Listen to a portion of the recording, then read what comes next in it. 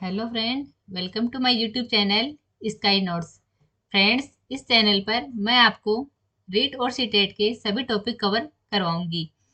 आज के लेक्चर में हम सीडीपी का एक बहुत ही इम्पोर्टेंट टॉपिक अल्बर्ट बेंडूरा के सामाजिक अधिगम के सिद्धांत के बारे में पढ़ेंगे। फ्रेंड्स, इससे पहले मैंने 8 टॉपिक आपको पढ़ा दिए हैं और आज हमारा ये 9वां लेक्चर है। 9th क्लास आज हमारी ये। तो इसमें रीट में जितना भी रीट का सिलेबस है उसमें जो टॉपिक हैं उन सभी को मैं आपको कंप्लीट करवा दूंगी एक एक करके। तो बने रहिए मेरे साथ चैनल पे और करते हैं स्टार्ट।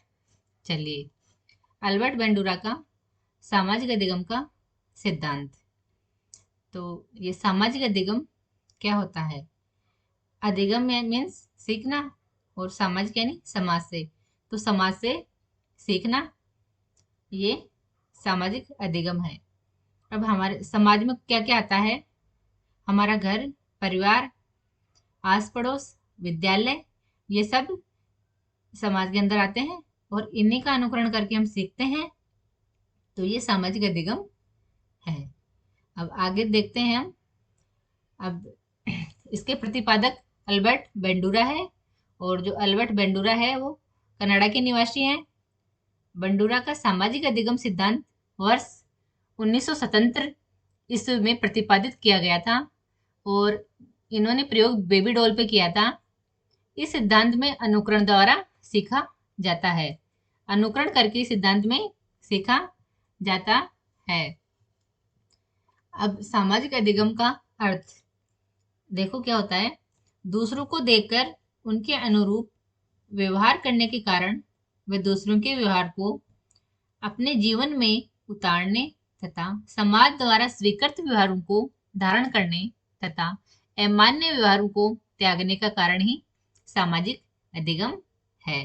अब इसमें देखो, जो समाज द्वारा स्वीकृत व्यवहार है उसको हम जब करते हैं तो वो अच्छा व्यवहार माना जाता है, और जो समाज के विपरीत जब हम व्यवहार करते हैं तो वो निंदनीय होता है, समाज द्वारा उसकी निंदा की जाती है और वो त्यागने के योग्य होता है। तो हमें समाज में अच्छा व्यवहार ही करना चाहिए, न कि गलत काम। आगे चलते हैं हम। बंडूरा ने अपने सामाजिक अधिगम के सिद्धांत में बताया कि बालक जन्म के पश्चात ही अपने माता पिता, परिवार तथा अन्य सदस्यों जैसे पड़ोसी, अध्यापक आदि के व्यवहारों का अवलोकन करता है। इसके पश्चात वह उसी व्यवहार का अनुकरण करने लगता है। इसे ही बंडूरा ने सामाजिक अधिगम कहा। इस प्रकार से जब प्राणी समाज के सदस्यों के व्यवहार को देखकर सीखता है उसे सामाजिक अधिगम कहा जाता है। देखो, हम भी तो देख के फॉलो करते हैं ना। जिसका अच्छा व्यवहार होता है तो हम भी उसको फॉलो करते हैं, भाई हाँ देखो इसका कितना अच्छा व्यवहार है, हम भी ऐसे करेंगे। तो ये सामाजिक अधिगम होता है। अब आगे चलते हैं। इसके अनुसार व्यक्ति अवलोकन, ऑब्जर्वेशन, नकल और आदर्श व्यवहार, मॉडलिंग के प्रतिमान के माध्यम से एक दूसरे से सीखते हैं। अब इसमें देखते हैं हम अवलोकन। अवलोकन क्या होता है? ऑब्जर्वेशन। फॉर एग्जाम्पल, जब हम ट्रेन में बैठ के कहीं जाते हैं तो जब हम खिड़की के पास बैठे रहते हैं तो बाहर का नज़ारा देखते हैं। तो बाहर खिड़की में से हमें पेड़ पौधे, माउंटेन, सब चीज़ें हमको दिखाई देती है। तो जब हम बाहर देखते हैं तो हम मन में सोचते हैं कि वाह कितनी बड़ी बिल्डिंग है, कितना ऊंचा पहाड़ है, कितनी ग्रीनरी है। ऑब्जर्वेशन कर रहे हैं ना हम, ऑब्जर्व। तो यही अवलोकन है। अब आगे देखते हैं नकल। अब नकल, फॉर एग्जाम्पल देखो, जैसे हमारी मातृभाषा हिंदी है और हाँ मेरी हिंदी है, आपकी कुछ और होगी। तो जब हमारे फैमिली में छोटा बच्चा होता है तो वो इजीली भाषा सीख जाता है, हमारी हिंदी भाषा, क्योंकि हम उसको रोज रोज डेली में यूज करते हैं, हिंदी भाषा का उपयोग करते हैं। तो उसको सिखानी नहीं पड़ती, वो अपने आप ही सीख जाता है। वो हमारी कॉपी करता है, पेरेंट्स जैसे बोलते हैं उनकी कॉपी करता है और वो हिंदी भाषा आसानी से सीख लेता है। यह है नकल। अब आगे है आदर्श व्यवहार मॉडलिंग। मॉडलिंग में जैसे एक्ट्रेस वगैरह एक्टर होते हैं, तो वो होते हैं मॉडलिंग करने वाले। तो जैसे फॉर एग्जांपल देखो, जैसे कोई एक्ट्रेस है, ऐश्वर्या रॉय मान लो, तो वो साबुन का ऐड करती है। अब वो बताती है कि भाई हाँ ये साबुन अच्छा है, इसको लगाने से इसे गोरे हो जाते हैं ऐसे। तो लड़कियां उसको उसको देख के और उससे मोटिवेट हो जाएंगी कि हाँ ये देखो साबुन लगाने से गोरी हो गई, हम भी लगाते हैं, हम भी सुंदर हो जाएंगे, गोरे हो जाएंगे। तो यह है मॉडलिंग। आई होप आपको अवलोकन, नकल और मॉडलिंग तीनों अच्छे से समझ में आ गए होंगे।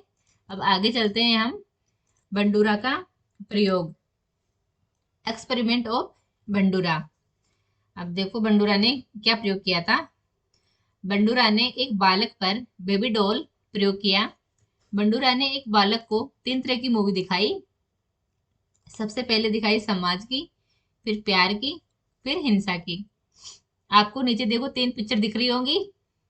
तो सबसे पहले जो लड़की डॉक्टर है वो बेबी डॉल को देख रही है, इलाज कर रही है उसका।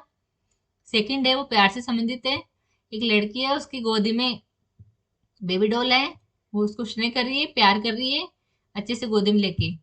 और थर्ड पिक्चर है, उसमें एक लड़की है जो हिंसात्मक प्रवृत्ति की है, और वो बेबी डॉल को तोड़ के नीचे फेंक दिया उसने जमीन पे गुस्से से। तो ये 3 पिक्चर आपको दिख रही है। अब हम नीचे देखते हैं, पढ़ते हैं। जो पहली मूवी है, प्रथम मूवी में सामाजिक मूल्य, सोशल वैल्यू आधारित थी, जिसे देखकर बालक बेबी डॉल के साथ सामाजिक व्यवहार दर्शाता है। अब देखो ये सब व्यवहार हमारे समाज में होते हैं। जैसे एक टीचर है वो बच्चों को पढ़ाता है, एक डॉक्टर है वो पेशेंट को देखता है। ये सब हमारे सामाजिक व्यवहार के अंतर्गत आते हैं। तो ये आपको पिक्चर दिख रही है। अब आगे चलते हैं।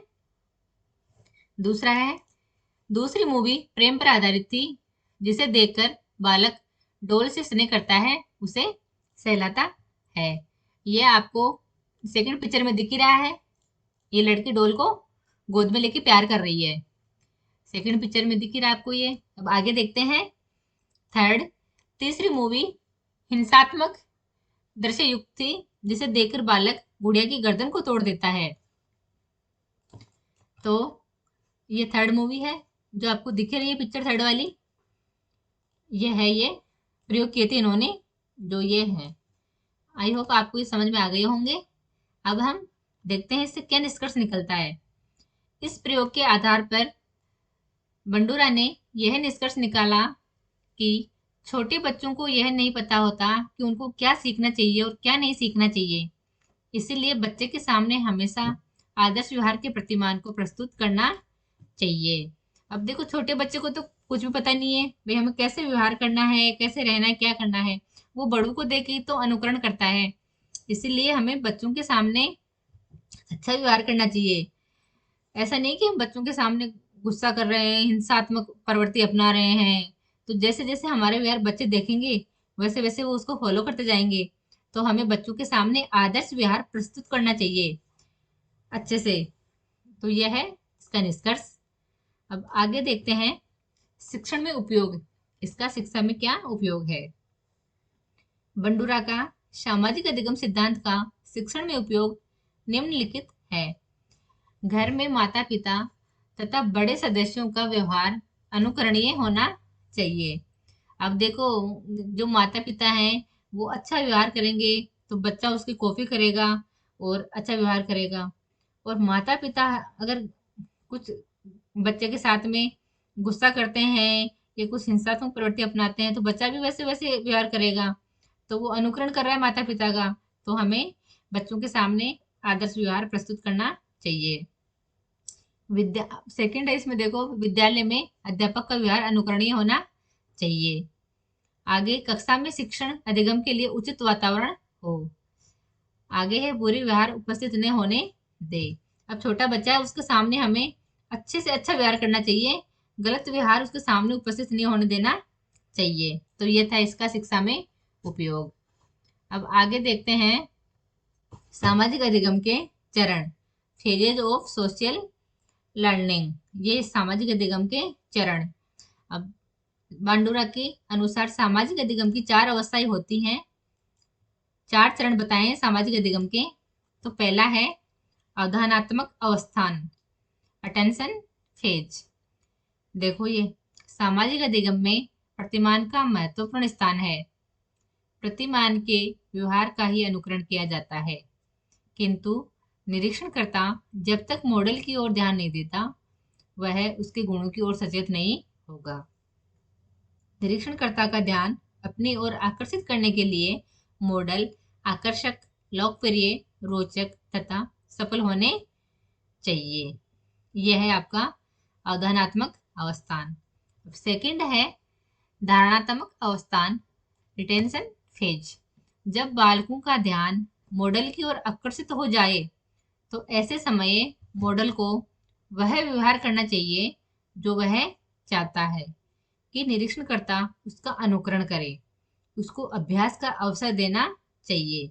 ध्यान आकर्षित होने पर ही ज्ञानात्मक प्रक्रिया द्वारा सीखना आरंभ होता है और ज्ञानात्मक प्रक्रिया आरंभ होने पर ही निरीक्षणकर्ता अनुकरणीय व्यवहार को मस्तिष्क में धारण करता है। अब आगे देखते हैं थर्ड, पुनरुत्पादनात्मक अवस्थान, रिप्रोडक्शन फेज। सामाजिक अधिगम का अंतिम चरण अनुप्रेरण है। बालक उस व्यवहार का अनुकरण करना सीखते हैं जिसके पुष्टिकरण की उनको अधिक आशा होती है। पुष्टिकरण ही एक प्रकार का अनुप्रेरण है। व्यवहार का अनुकरण करके वैसा ही व्यवहार का पुनरुत्पादनात्मक अवस्थान कहलाता है। तो ये आपका रिप्रोडक्शन फेज। आगे है अभिप्रेरणा, मोटिवेशन। सामाजिक अधिगम का अंतिम चरण अभिप्रेरणा है। इसमें बालक के व्यवहार को देखकर दूसरे बालक उससे प्रेरित होते हैं। अब देखो ये अभिप्रेरणा में जैसे हमारी क्लास में कोई बच्चा है, वो अच्छे मार्क्स ला रहा है और उसके पास में जो बच्चा बैठता है उसके कम मार्क्स आ रहे हैं, तो वो उस बच्चे को देख के मोटिवेट होएगा ना कि भाई मैं भी कुछ और पढ़ूंगा अलग से एक्स्ट्रा से, तो मेरे भी इसके जैसे नंबर आए। तो एक बच्चा दूसरे बच्चे को देख के मोटिवेट होता है। तो यही है अभिप्रेरणा। तो फ्रेंड्स, ये हमारा सामाजिक अधिगम का सिद्धांत कंप्लीट हुआ। आई होप आपको ये समझ में आया होगा। फ्रेंड्स, अगर आपको ये वीडियो पसंद आए तो मेरे चैनल को सब्सक्राइब कीजिए, लाइक कीजिए, बेल आइकन का बटन प्रेस कीजिए ताकि मैं जब भी वीडियो डालूं आपके पास नोटिफिकेशन पहुंच जाए। और हम अगले लेक्चर में फिर से मिलते हैं। Thank you.